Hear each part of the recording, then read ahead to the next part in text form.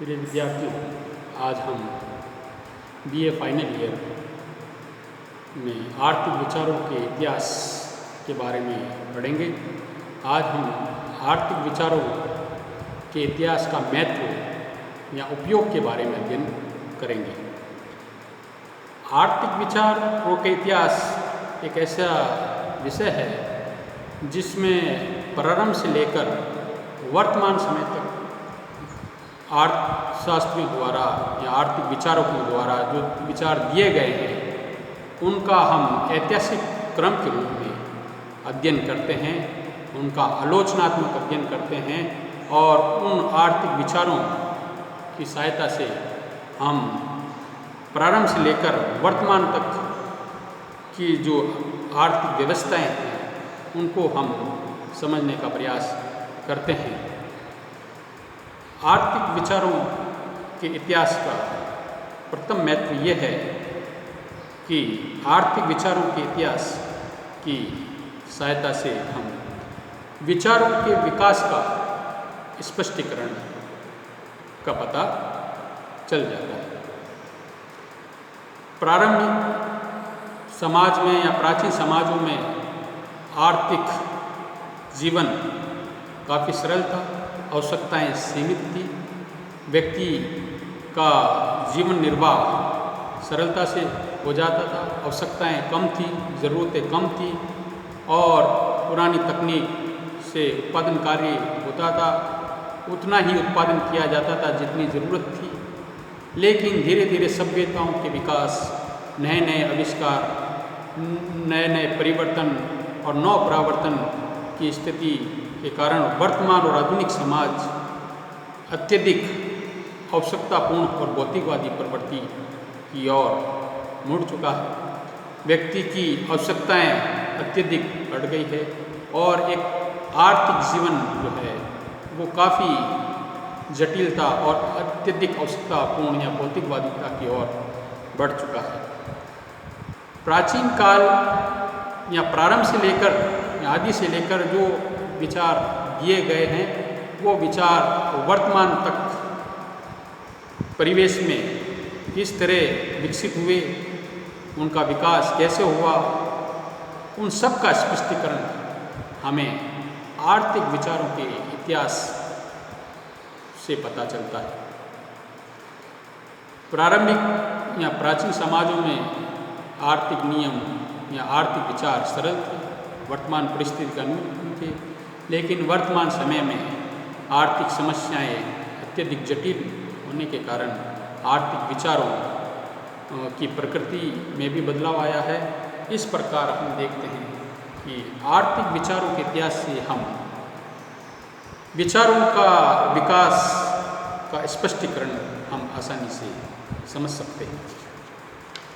आर्थिक विचारों के इतिहास का दूसरा महत्व ये है कि अर्थशास्त्र की प्रकृति और विषय वस्तु को समझने में उपयोगी। आर्थिक विचारों के इतिहास की सहायता से हम अर्थशास्त्र की प्रकृति और क्षेत्र को सरलता से समझ सकते हैं। जैसे हम देखते हैं आर्थिक विचारों के इतिहास से हमें ये पता चलता है कि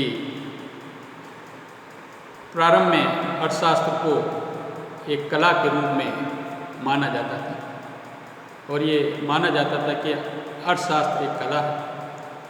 लेकिन वर्तमान समय में अर्थशास्त्र को आधुनिक अर्थशास्त्री एक वास्तविक विज्ञान के रूप में देखते हैं और आगे हम देखते हैं कि आर्थिक परिवेश में और कई तरह के बदलाव आए और इसकी प्रकृति भी अर्थशास्त्र की समय अनुसार बदलती रही। इसका अध्ययन हमें आर्थिक विचारों के इतिहास से पता चलता है। अब सभी अर्थशास्त्रियों का एक मत है कि अर्थशास्त्र की प्रकृति में हम ये मान चुके हैं कि अर्थशास्त्र कला भी है और विज्ञान भी है।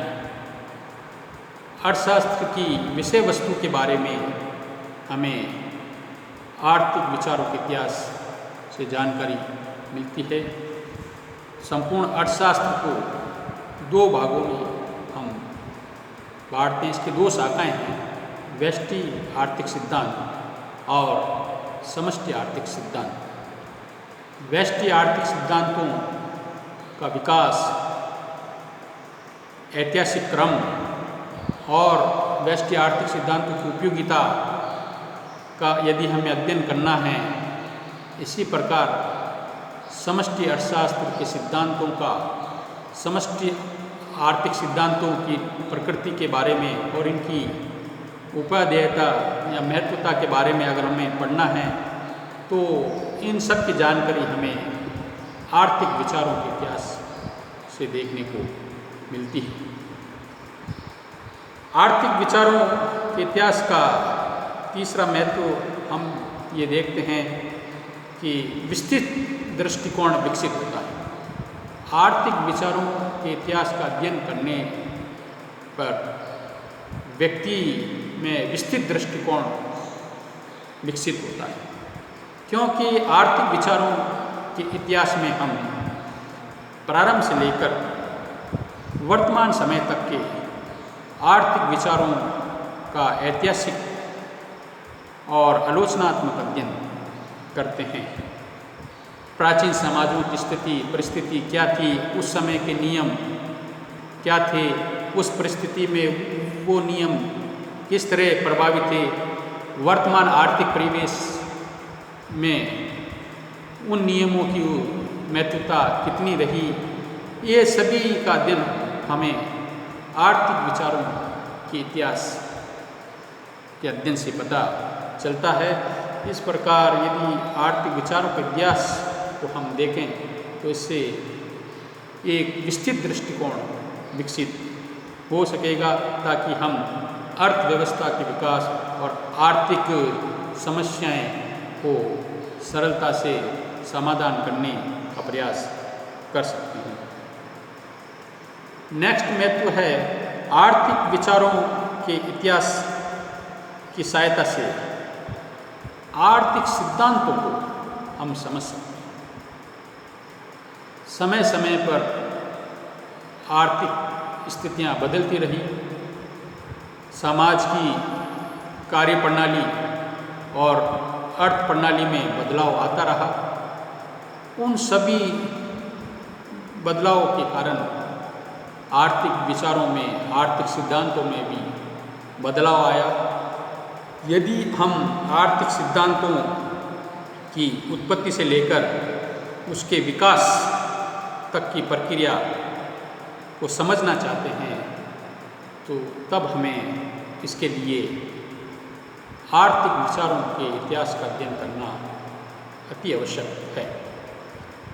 आर्थिक विचारों के इतिहास से हमें आर्थिक सिद्धांतों की प्रकृति, आर्थिक सिद्धांतों का विकास, आर्थिक सिद्धांतों की उपयोगिता और आर्थिक सिद्धांतों का आलोचनात्मक मूल्यांकन आदि सभी बातों की जानकारी हमें आर्थिक विचारों के इतिहास से पता चलती है।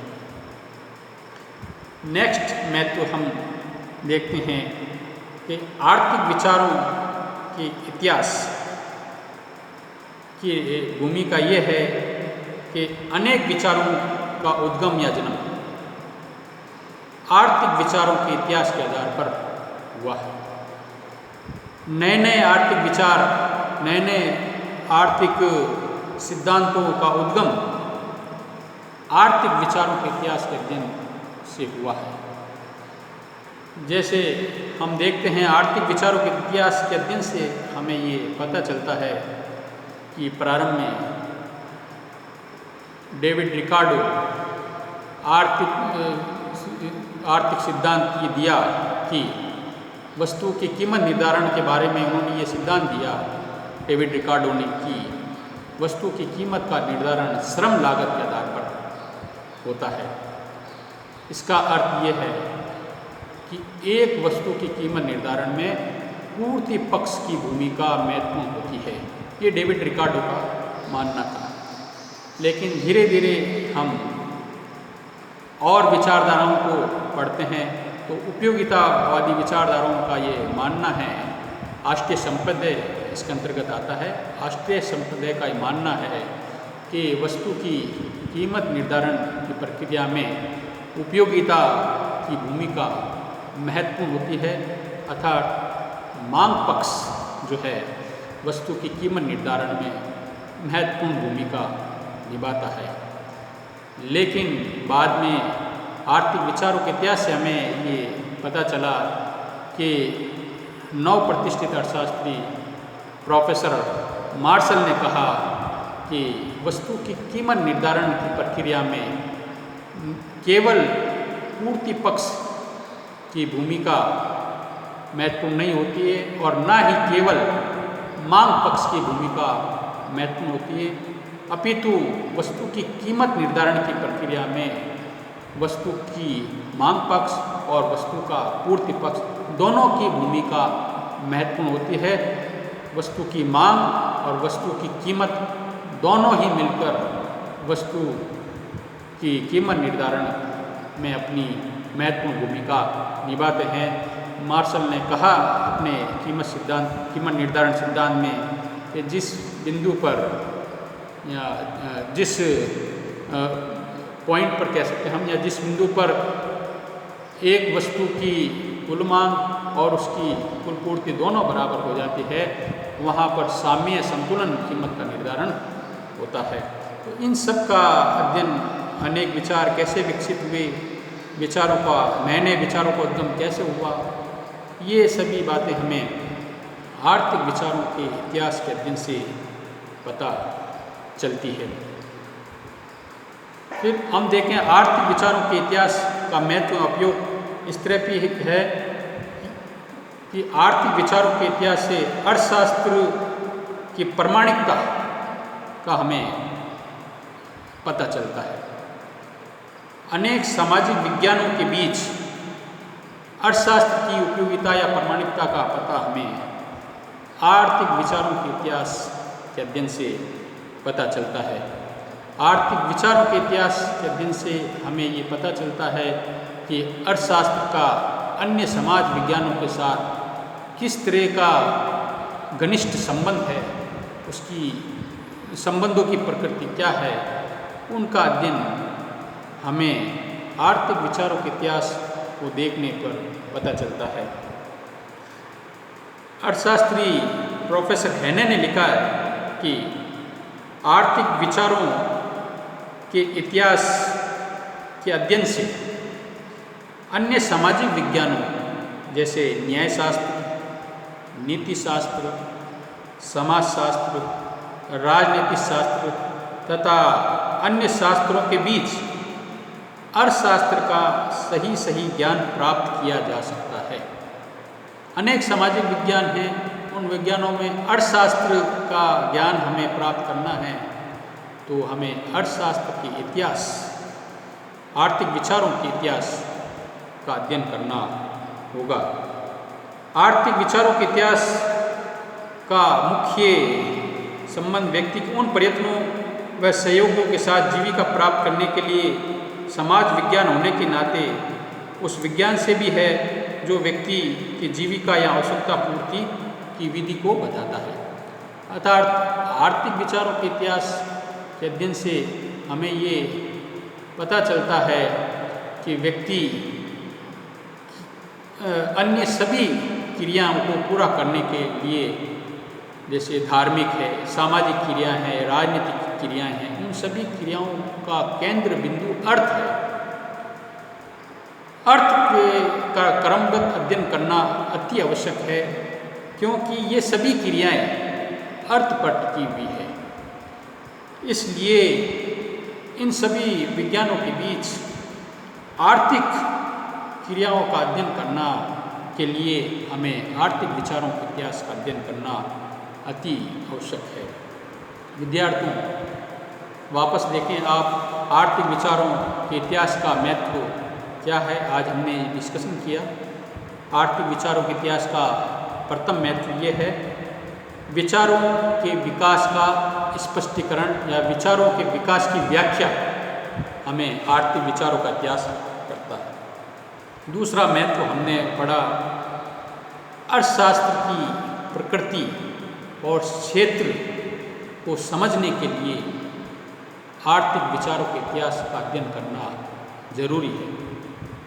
तीसरा महत्व हमने पढ़ा आर्थिक सिद्धांतों को समझने में सहायक अर्थात आर्थिक सिद्धांतों को यदि हमें समझना है तो आर्थिक विचारों के इतिहास का अध्ययन करना जरूरी है। चौथा महत्व हमने ये पढ़ा विस्तृत दृष्टिकोण का विकास। अगर हम विस्तृत दृष्टिकोण का विकास करना चाहते हैं तो आर्थिक विचारों का अध्ययन करना अति आवश्यक है। पांचवा महत्व हमने ये पढ़ा अनेक आर्थिक विचारों का उद्गम या विकास आर्थिक विचारों के इतिहास की सहायता से हुआ। और अंतिम जो महत्व अभी हमने अध्ययन किया कि अन्य सामाजिक विज्ञानों के बीच अर्थशास्त्र के अध्ययन को ज्ञात करने या उनका अध्ययन करने या पता लगाने के लिए आर्थिक विचारों के इतिहास का अध्ययन करना जरूरी है। धन्यवाद।